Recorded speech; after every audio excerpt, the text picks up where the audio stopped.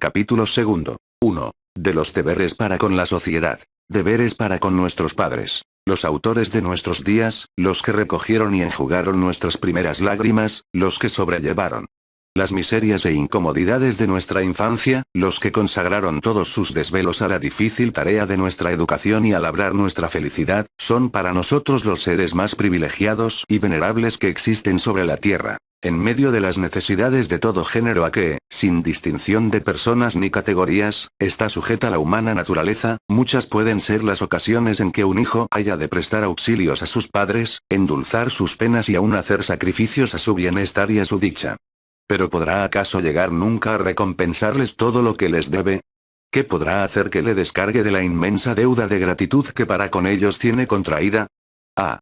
Los cuidados tutelares de un padre y una madre son de un orden tan elevado y tan sublime, son tan cordiales, tan desinteresados, tan constantes, que en nada se asemejan a los demás actos de amor y benevolencia que nos ofrece el corazón del hombre y solo podemos verlos como una emanación de aquellos con que la providencia cubre y protege a todos los mortales. Cuando pensamos en el amor de una madre, en vano buscamos las palabras con que pudiera pintarse dignamente este afecto incomprensible, de extensión infinita, de intensidad inexplicable, de inspiración divina. Y tenemos que remontarnos en alas del más puro entusiasmo hasta encontrar a María al pie de la cruz, ofreciendo en medio de aquella sangrienta escena el cuadro más perfecto y más patético del amor materno. ¿Sí?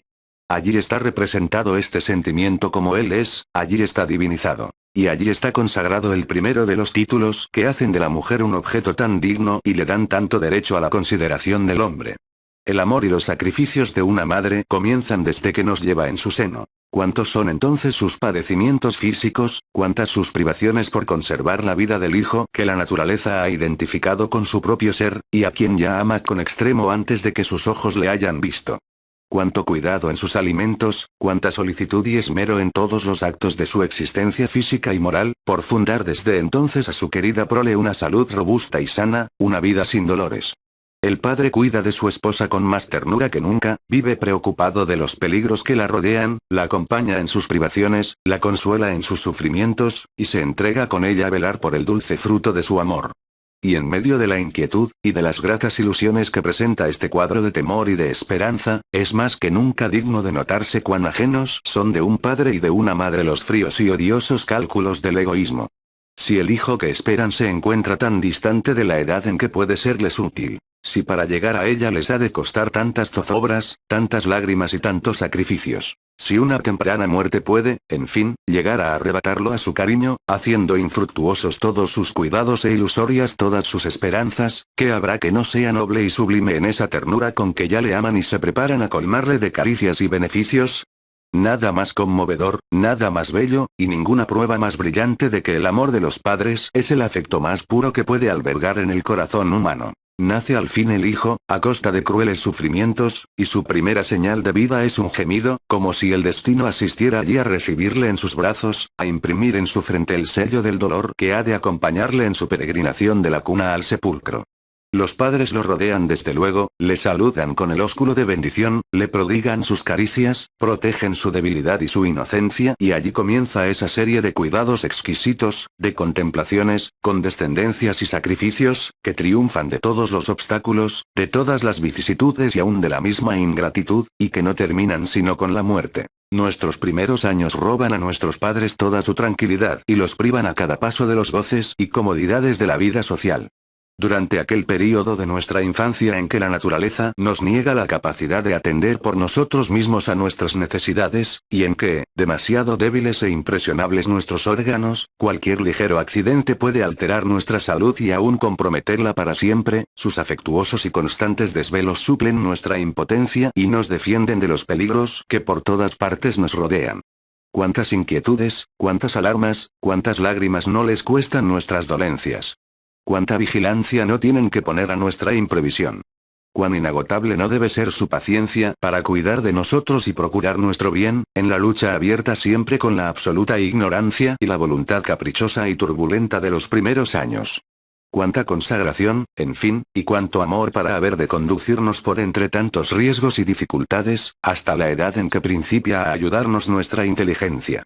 Apenas descubren en nosotros un destello de razón, ellos se apresuran a dar principio a la ardua e importante tarea de nuestra educación moral e intelectual. Y son ellos los que imprimen en nuestra alma las primeras ideas, las cuales nos sirven de base para todos los conocimientos ulteriores, y de norma para emprender el espinoso camino de la vida. Su primer cuidado es hacernos conocer a Dios. Qué sublime, qué augusta, qué sagrada aparece entonces la misión de un padre y de una madre.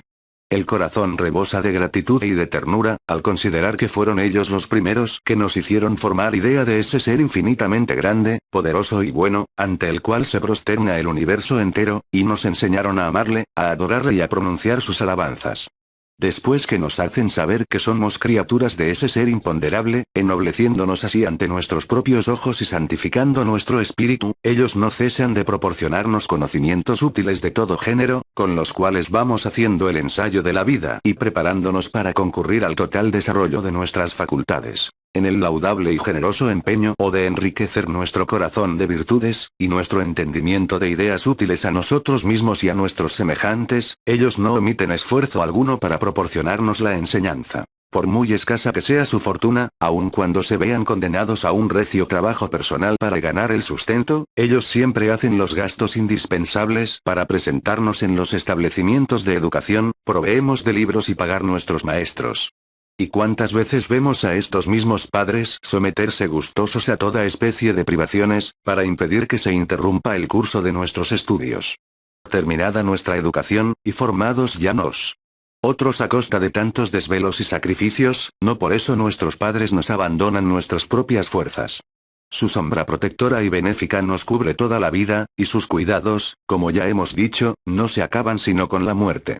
Si durante nuestra infancia, nuestra niñez y nuestra juventud, trabajaron asiduamente para alimentarnos, vestirnos, educarnos y facilitarnos toda especie de goces inocentes, ellos no se desprenden en nuestra edad madura de la dulce tarea de hacernos bien, recibiendo, por el contrario, un placer exquisito en continuar prodigándonos sus beneficios, por más que nuestros elementos personales, que ellos mismos fundieron, nos proporcionen ya los medios de proveer a nuestras necesidades. Nuestros padres son al mismo tiempo nuestros primeros y más sinceros amigos, nuestros naturales consultores, nuestros leales confidentes. El egoísmo, la envidia, la hipocresía, y todas las demás pasiones tributarias del interés personal, están excluidas de sus relaciones con nosotros. Así es que nos ofrecen los frutos de su experiencia y de sus luces, sin reservarnos nada, y sin que podamos jamás recelarnos de que sus consejos vengan envenenados por la perfidia o el engaño. Las lecciones que han recibido en la escuela de la vida, los descubrimientos que han hecho en las ciencias y en las artes, los secretos útiles que poseen, todo es para nosotros, todo nos lo transmiten, todo lo destinan siempre a la obra predilecta de nuestra felicidad. Y si los vemos aún en edad avanzada trabajar con actividad y con ahínco en la conservación y adelanto de sus propiedades, fácil es comprender que nada los mueve menos, que el provecho que puedan obtener en favor de una vida que ya van a abandonar, sus hijos. Sí, el porvenir de sus queridos hijos, he aquí su generoso móvil, he aquí el estímulo que les da fuerzas en la misma ancianidad. Sí, pues, son tantos y de tan elevada esfera los beneficios que recibimos de nuestros padres, si su misión es tan sublime y su amor tan grande, ¿cuál será la extensión de nuestros deberes para con ellos? Desgraciado de aquel que al llegar al desarrollo de su razón, no la haya medido ya con la noble y segura escala de la gratitud. Porque a la verdad, el que no ha podido comprender para entonces todo lo que debe a sus padres, tampoco habrá comprendido lo que debe a Dios. Y para las almas ruines y desagradecidas no hay felicidad posible ni en esta vida ni en la otra. La piedad filial es por otra parte uno de los sentimientos que más honran y ennoblecen el corazón humano, y que más lo disponen a la práctica de todas las grandes virtudes.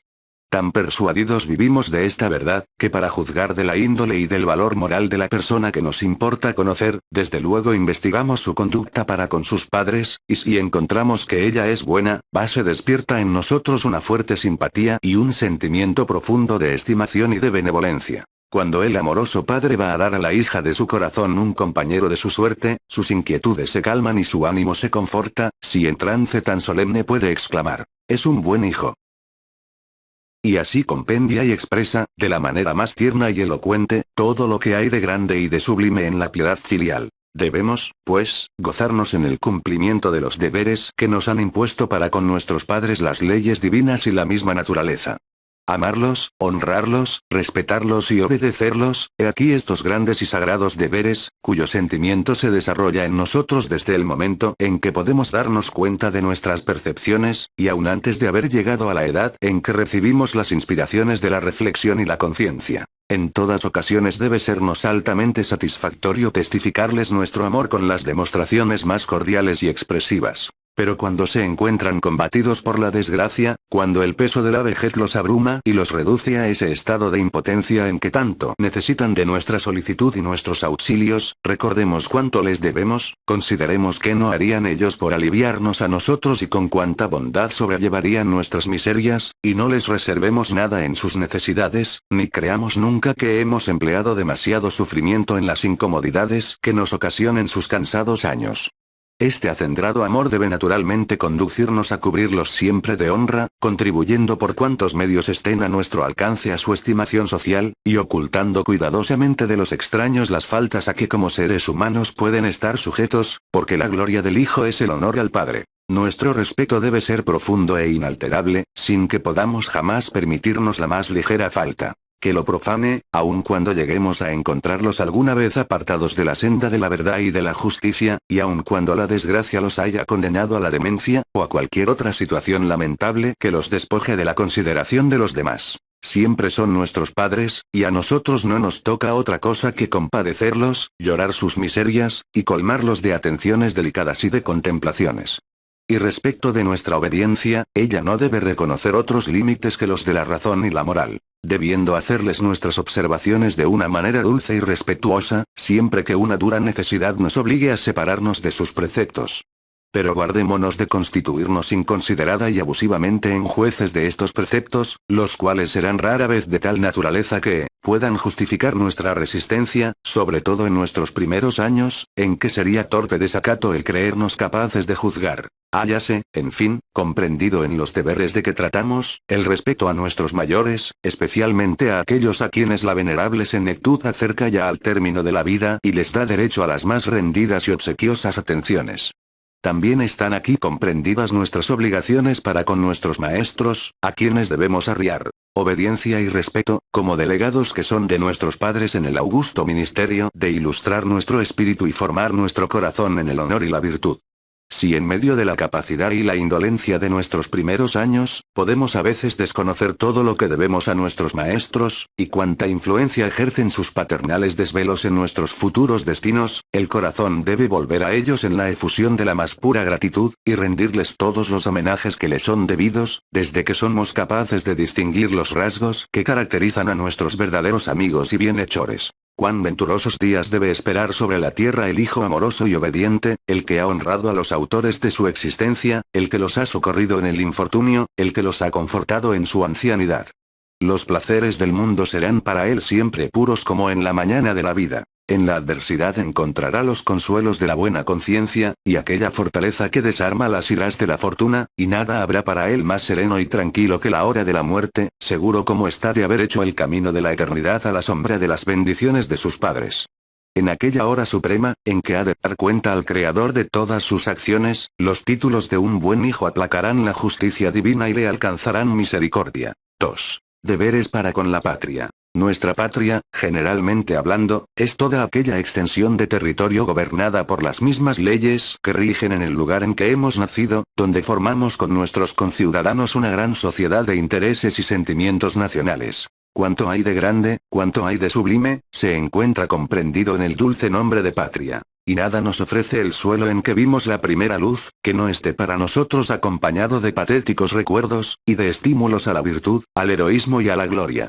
Las ciudades, los pueblos, los edificios, los campos cultivados, y todos los demás signos y monumentos de la vida social, nos representan a nuestros antepasados y sus esfuerzos generosos por el bienestar y la dicha de su posteridad, la infancia de nuestros padres, los sucesos inocentes y sencillos que forman la pequeña y siempre querida historia de nuestros primeros años, los talentos de nuestras celebridades en las ciencias y en las artes, los magnánimos sacrificios y las proezas de nuestros grandes hombres, los placeres, en fin, y los sufrimientos de una generación que pasó y nos dejó sus hogares, sus riquezas y el ejemplo de sus virtudes. Los templos, esos lugares santos y venerables, levantados por la piedad y el desprendimiento de nuestros compatriotas, nos traen constantemente el recuerdo de los primeros ruegos y alabanzas que dirigimos al Creador, cuando el celo de nuestros padres nos condujo a ellos por vez primera. Contemplando con una emoción indefinible, que también ellos desde niños elevaron allí su alma a Dios y le rindieron culto. Nuestras familias, nuestros parientes, nuestros amigos, todas las personas que nos vieron nacer, que desde nuestra infancia conocen y aprecian nuestras cualidades, que nos aman y forman con nosotros una comunidad de afectos, goces, penas y esperanzas, todo existe en nuestra patria, todo está en ella reunido.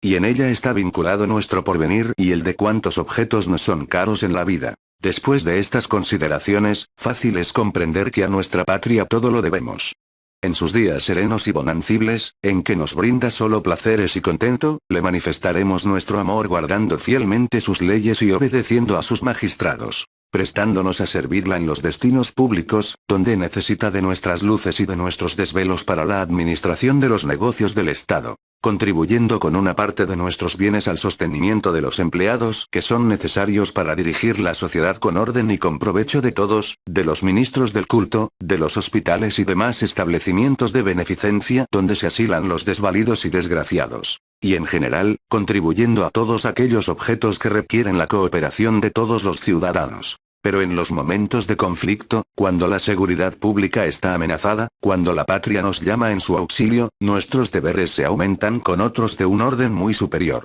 Entonces patria cuenta con todos sus hijos sin limitación y sin reserva. Entonces los gratos recuerdos adheridos a nuestro suelo, los sepulcros venerados de nuestros antepasados, los monumentos de sus virtudes, de su grandeza y de su gloria, nuestras esperanzas, nuestras familias indefensas, los ancianos, que fijan en nosotros su mirada impotente y acongojada y nos contemplan como sus salvadores, todo viene entonces a encender en nuestros pechos el fuego sagrado del heroísmo, y a inspirarnos aquella abnegación sublime que conduce al hombre a los peligros y a la inmortalidad.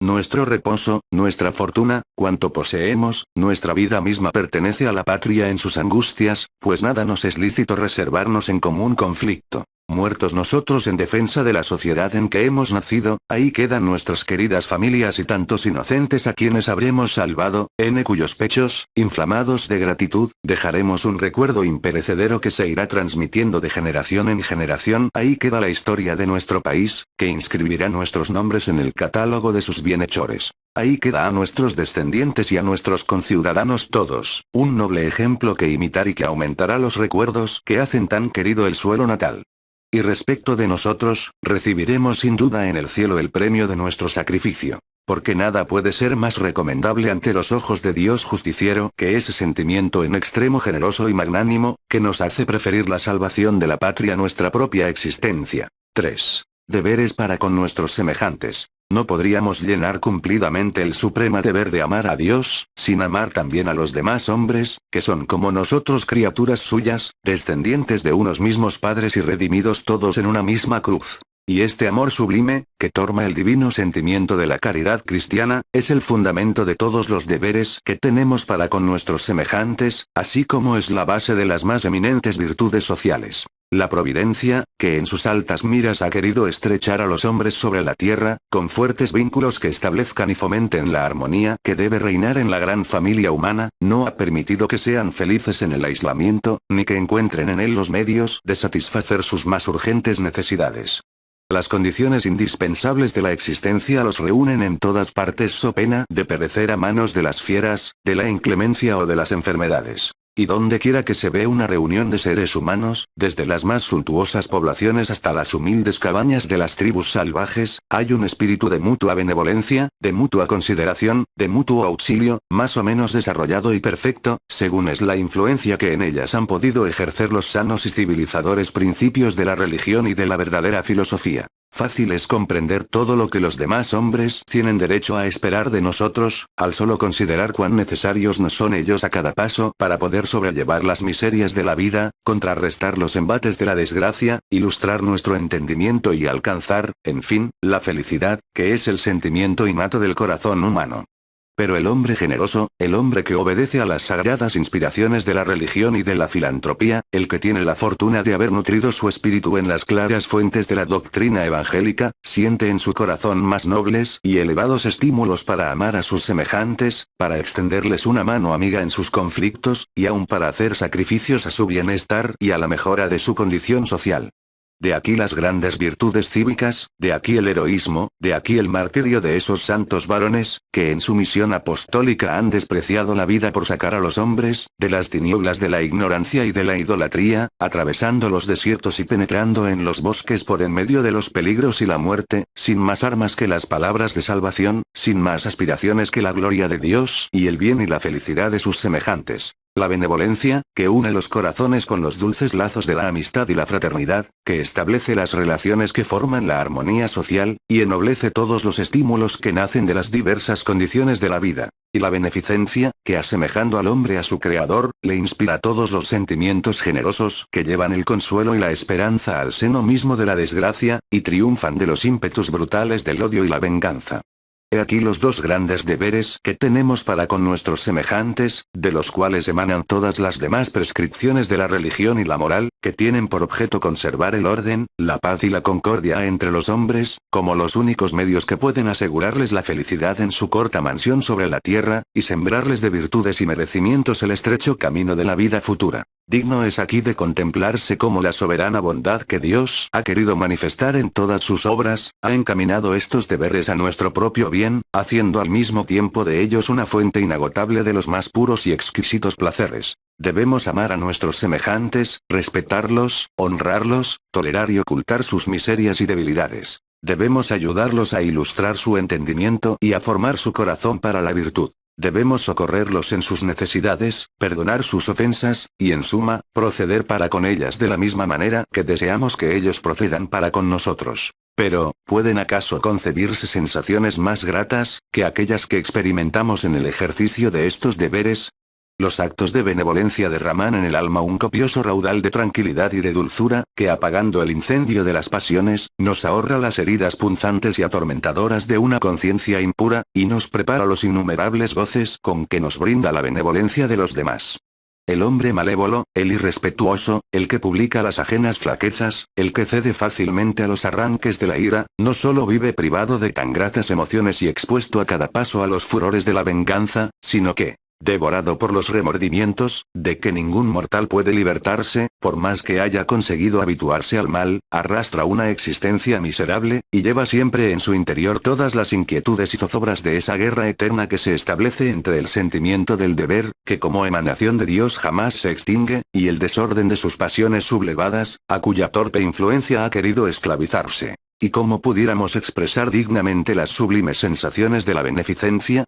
Cuando tenemos la dicha de hacer bien a nuestros semejantes, cuando respetamos los fueros de la desgracia, cuando enjugamos las lágrimas del desválido, cuando satisfacemos el hambre, o templamos la sed, o cubrimos la desnudez del infeliz que llega a nuestras puertas, cuando llevamos el consuelo al oscuro lecho del mendigo, cuando arrancamos una víctima al infortunio, nuestro corazón experimenta siempre un placer tan grande, tan intenso, tan indefinible,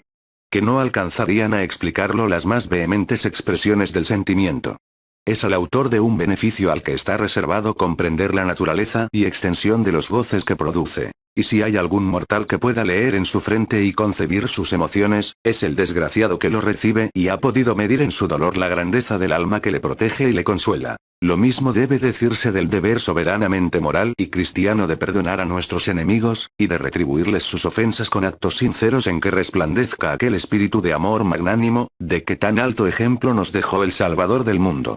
Tan solo el rendido, cuyo enemigo le alarga una mano generosa al caer a sus pies y el que en cambio de una injuria ha llegado a recibir un beneficio, ¿pueden acaso comprender los goces sublimes que experimenta el alma noble que perdona? Y bien pudiera decirse que aquel que todavía no ha perdonado a un enemigo, aún no conoce el mayor de los placeres de que puede disfrutar el hombre sobre la tierra. El estado del alma, después que ha triunfado de los ímpetus del rencor y del odio y queda entregada a la dulce calma que restablece en ella el imperio de la caridad evangélica, nos representa el cielo despejado y sereno que se ofrece a nuestra vista, alegrando a los mortales y a la naturaleza entera, después de los horrores de la tempestad.